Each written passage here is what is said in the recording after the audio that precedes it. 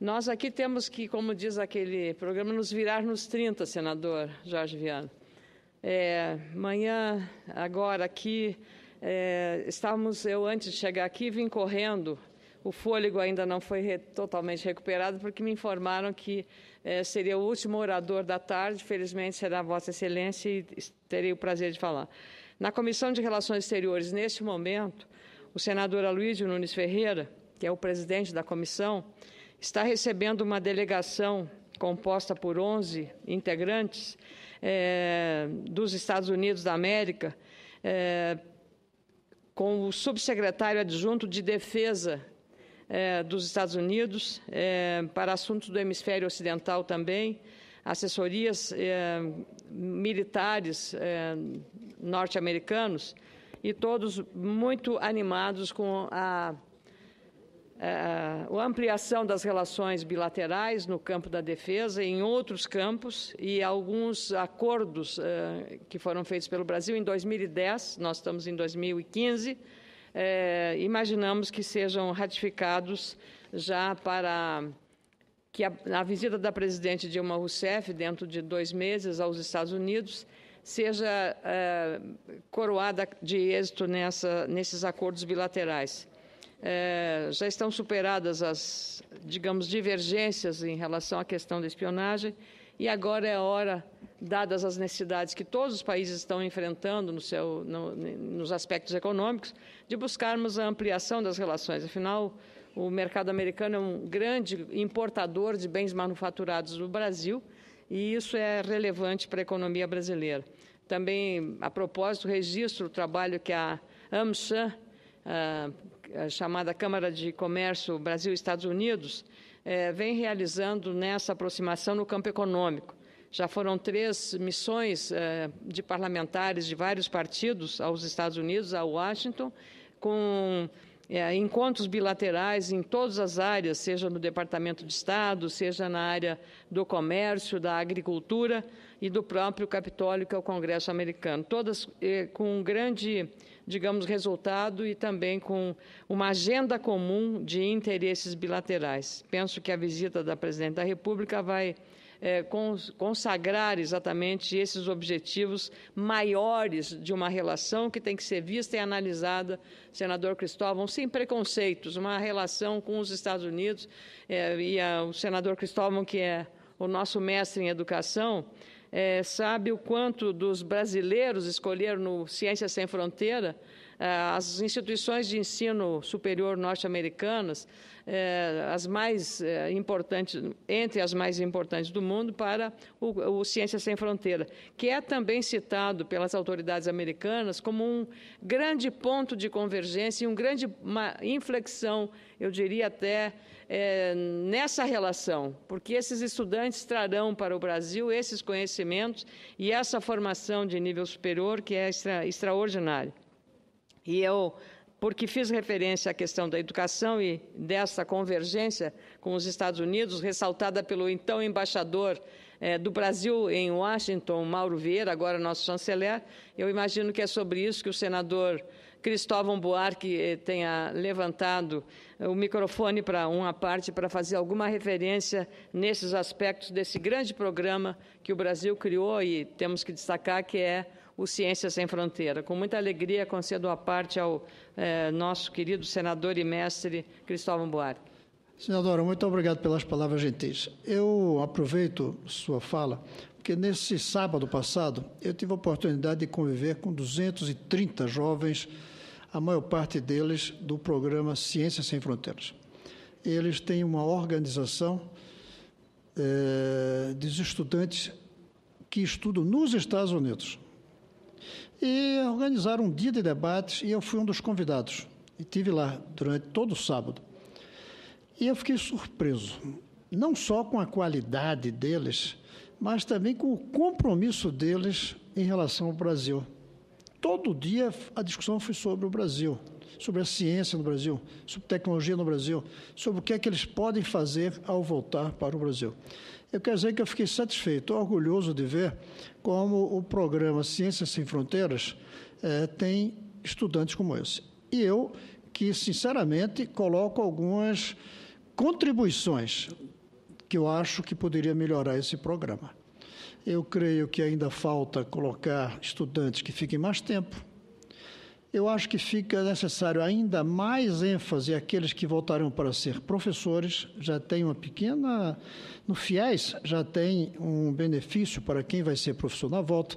No Ciências Sem Fronteiras não tem. Eu acho que a gente precisa aumentar o número de cientistas do exterior que a gente traz, porque se é Ciências Sem Fronteira, não é só na direção de mandar brasileiros para lá, é também na direção de trazer cientistas para cá. Eu creio que a gente precisa cuidar mais do idioma, dos alunos que saem daqui, mas, de qualquer maneira, é um programa que traz grandes vantagens. E ontem nós tivemos uma audiência na Comissão de Ciência e Tecnologia, em que diversas pessoas falaram, mas especialmente o presidente do CNPq fez uma apresentação sobre Ciências Sem Fronteiras que nos deixa com a certeza de que é um grande programa. E também eu, com a certeza que precisamos melhorar ainda mais esse programa. Muito obrigada, senador Cristóvão Buarque. E, de fato, esse programa tem e merece o aperfeiçoamento, porque, como disse Vossa Excelência, ficou encantado de ver o aproveitamento que esses jovens brasileiros estão tendo. E um aperfeiçoamento do Ciências Sem Fronteira seria benéfico. O próprio CNPq trabalha certamente com isso. O professor Jorge Guimarães tem sido um entusiasta e um grande estimulador desse processo. A propósito disso, até lembro que no sábado o senador José Serra esteve na Universidade de Harvard fazendo uma palestra para 200 no auditório da universidade, com uma afluência e um interesse muito grande pelo Brasil. Então, apesar dos nossos problemas, o Brasil continua sendo um país muito admirado e desperta muita curiosidade. Mas falamos sobre educação, senador Cristóvão, meu caro presidente Jorge Viana. Hoje está terminando o prazo para as inscrições dos contratos do financiamento estudantil, o FIES. Os estudantes podem concluir a renovação semestral até o dia 29 de maio. A prorrogação não vale, porém, para pedidos de novos contratos. Dificuldade para obter ou renovar o FIES causa uma enxurrada de ações na Justiça. Mesmo alunos que superaram dificuldades de inscrição estão enfrentando hoje problemas. Enquanto faculdades e MEC não se entenderem, universitários recorrem à Justiça pelo direito de estudar. Muitos alunos que não estão conseguindo renovar o cadastro no FIES estão, inclusive, sendo vítimas de golpes. No desespero para continuar no programa, alguns estudantes pagaram as mensalidades de seus cursos em faculdades particulares para não perderem as vagas. Uma jovem chegou a pagar para um desconhecido que dizia conseguir fazer as inscrições e levou um golpe de R$400. Até isso aconteceu. A má fase no FIES, que é um grande programa, eu sempre tratei disso quando era jornalista, porque sou bolsista e sei do valor desse financiamento, ou também do ProUni, e a demora de mais de 5 meses para repasses dos recursos federais ao programa e ao ProUni, por parte do governo federal, estão entre uma das maiores preocupações de toda a bancada do meu estado, do Rio Grande do Sul, que são 31 deputados federais de vários partidos e dos 3 senadores. Nesta terça-feira, nessa semana, o tema foi discutido pelo coordenador da bancada, deputado Giovanni Cherini, com o presidente da Comissão de Educação da Câmara Federal, deputado Saraiva Felipe. O representante da Associação Brasileira das Universidades Comunitárias, a ABRUC, e que é também o reitor da Unijuí, a Universidade de Juí, Martinho Luiz Kelme. A bancada gaúcha está preocupada também com o elevado nível de problemas que esta situação do não pagamento, do não repasse dos recursos às universidades comunitárias, que vai prejudicar o próprio funcionamento. São 15 instituições comunitárias que estão entre as quais que eu faço questão de hoje referir todas elas, que têm uma grande colaboração no processo do ensino superior em nosso estado. A FEVALE, o Centro Universitário Franciscano, o Centro Universitário Metodista, o IPA, a Univates, a PUC do Rio Grande do Sul, eu sou filha da PUC, a Unilassalle, a Católica de Pelotas, a Urcamp, a UX de Caxias do Sul, Urcâmpia de Bagé, a Unicruz de Santa Cruz do Sul, a URI de Erechim, a Unisc, aliás, a Unicruz é de Cruz Alta, a Unisc, que é de Santa Cruz do Sul, a UPF de Passo Fundo, a Unicinos, em São Leopoldo, a Unijuí, como já disse, a UX, que nós chamamos a UCS de Caxias do Sul, a Católica de Pelotas, a PUC de Porto Alegre, o Centro Metodista, o IPA de Porto Alegre, e também a Univates e a Fevale, Novo Hamburgo, Lajeado e o Centro Universitário Franciscano em Santa Maria. Então, são 15 universitários, 15 instituições comunitárias gaúchas que estão enfrentando sérias dificuldades e que a bancada assumiu esta causa pela relevância que teve e que tem a educação superior no nosso Estado. Eu queria, para encerrar essa manifestação aqui na tribuna, presidente Jorge Viana, amanhã é o Dia do Trabalho. Nós estamos aqui diante de vários desafios. Tenho a honra de ser a relatora de uma iniciativa parlamentar relevante que trata da regulamentação do trabalho doméstico em nosso país. São milhares de homens e mulheres que trabalham nas nossas casas, fazendo um trabalho que eu diria indispensável, extraordinário, mas cuja relação não se dá na natureza de capital e trabalho, mas numa natureza diferente, de uma prestação de serviços numa residência em que não tem como objetivo o lucro, não é uma atividade comercial, é uma residência onde moram e vivem pessoas. Então, eu quero dizer que este tema me é muito caro, até em homenagem à minha secretária do lar, a Regina Maria dos Santos Veras, que está há só 32 anos do meu lado. Eu não digo trabalhando para estar do meu lado. Então, chegou com 20 anos e hoje está com 52 anos e continua uma menina e com a mesma disposição e a mesma responsabilidade. Então, em homenagem à Regina e às tantas outras Reginas do meu querido Jorge Viana, a Regina do senador Cristóvão, a Regina do Teomário Mota, a Regina de todas as pessoas que trabalham nas suas casas, são muitas Reginas, Marias e tantos outros nomes, dessas pessoas que são verdadeiros anjos da guarda. Então, teremos o cuidado de fazer a conclusão da regulamentação da profissão do emprego doméstico de maneira muito responsável, muito judiciosa e também muito cuidadosa com os direitos das trabalhadoras, sem descuidar também dos direitos e dos deveres dos empregadores. Nós temos que fazer uma lei justa e a lei justa é a lei que fica no centro.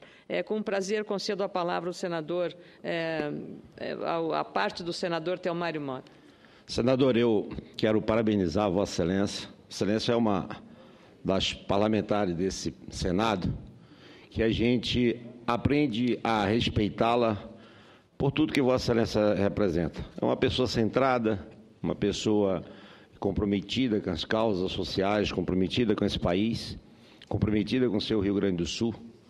É uma assídua trabalhadora, uma senadora operária, trabalhadora. Operária. É uma operária que está aqui todos os dias, trazendo um trabalho, nas comissões, aqui no plenário, nos debates regionais do seu Estado, mas também nacionais. E eu não tenho nenhuma dúvida que Vossa Excelência vai conduzir, dentro daquilo que for possível, todos os trabalhos que é disponibilizado para Vossa Excelência relatar ou fazer qualquer parecer. Vossa Excelência faz com muita responsabilidade, com muito amor. E essa é uma causa que ela é extremamente, para mim, toca muito no meu coração, porque minha mãe era uma empregada doméstica, né? Então eu sei o quanto que essas mulheres trabalham muito e elas acabam trabalhando nos lares com muito amor, né? Elas trabalham com muita dedicação, acaba o lar do patrão sendo o lar dela. Né? Eu me lembro que às vezes eu ia visitá-la, ela dizia, tira a sandália, meu filho. Meu patrão não gosta que bote areia aqui dentro. Então, essas coisas é um zelo enorme. Então, ela passa a ter uma disciplina imensurável nesse sentido. A senhora falou agora da Regina, né? Regina, sua secretária do Lar, e da minha Nina. É a Nina. Então, agorinha nós estávamos almoçando. Eu sempre almocei na minha casa, e quero que eu almoce, que os meus empregados sentem na minha mesa comigo. Eu morei e trabalhei na casa dos outros, e a coisa que mais me deixava revoltado é eu ir para uma segunda mesa, onde o patrão tirava o açúcar, tirava um bocado de coisa, aquelas coisas que às vezes faziam, e isso tocava e me deixava extremamente magoado. Eu não sento, qualquer que seja a minha mesa, ou aqui, ou que os meus empregados não sentem comigo. Acho que é uma hora que a gente fica ali, frente a frente, se encontrando, se alimentando, que muitos não têm esse prazer de se alimentar, não têm essa oportunidade. Então, eu parabenizo Vossa Excelência e tenho certeza que Vossa Excelência irá fazer um belíssimo trabalho em prol dessas pessoas que tanto merecem. Muito obrigada, meu caro senador. Para facilitar, a minha Regina prepara com muito carinho a minha alimentação. Eu trago uma marmita para o Senado e esquento essa marmita e como na minha mesa, no meu trabalho, porque é a alimentação mais saudável que a gente possa ter, aquela que é preparada em casa.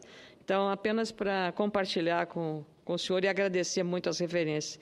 Estou concluindo, meu caro presidente, amanhã é o Dia do Trabalho, e já que estava falando do trabalho, da regulamentação do trabalho doméstico, e, lamentavelmente, nós não temos, digamos, aquelas boas notícias que gostaríamos de dizer, que a economia está muito bem, nossa economia está fragilizada. Não é, claro, não é um caso específico do Brasil, mas o nosso particularmente nos preocupa, porque isso pesa no bolso e na vida dos brasileiros, que até hoje tem a data de hoje para pagar à Receita Federal o imposto de renda devido. Então, tem que declarar hoje, dia 30 de abril, é o último prazo para a declaração do imposto de renda. Então, nós pagamos uma carga tributária.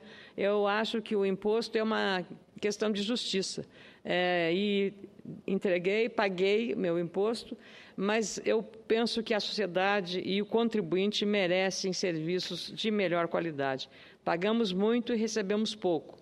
Essa é a voz corrente, não só minha, mas de qualquer cidadão que vai em busca de um serviço público, seja na saúde, seja na educação, seja na rodovia que nós transitamos e tantos outros, na segurança, de modo especial. Há também um noticiário que nos preocupa, porque as contas do setor público têm o pior desempenho no primeiro trimestre em 6 anos. De janeiro até março, houve um superávit primário de 19 bilhões de reais, segundo dados do Banco Central. Somente em março, o resultado positivo somou 239 milhões de reais. Eram bilhões, agora são milhões. O juro voltou a subir e atinge a maior taxa desde 2008. A Selic vai a 13,25 pontos percentuais, a quinta alta seguida, e o BC, Banco Central, está sinalizando com novos aumentos. Depois de um estímulo bem, eu diria, intenso ao consumo, nós estamos agora puxando o freio do consumo. Até a Mega Sena teve um reajuste de 40% no seu preço. E o Brasil vive uma desaceleração econômica muito aguda, conforme a avaliação do Fundo Monetário Internacional, o FMI, que é a pior desaceleração em 20 anos.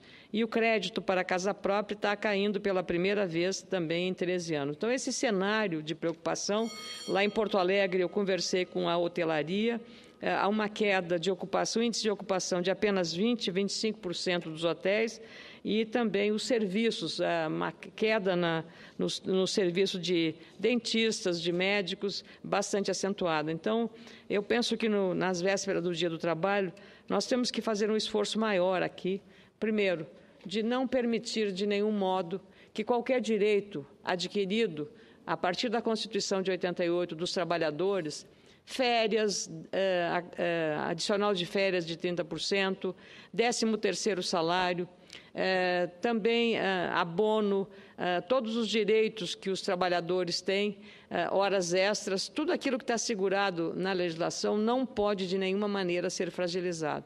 Vamos votar matérias relacionadas à terceirização de mão de obra, mas temos que ter o cuidado em mente em relação à preservação desses direitos. Da mesma forma, em relação à regulamentação do trabalho doméstico. Então, no Dia do Trabalho, amanhã, nós queremos desejar muita esperança, muito empenho de todos, porque é só com trabalho que nós vencemos as nossas dificuldades. Muito obrigada, presidente.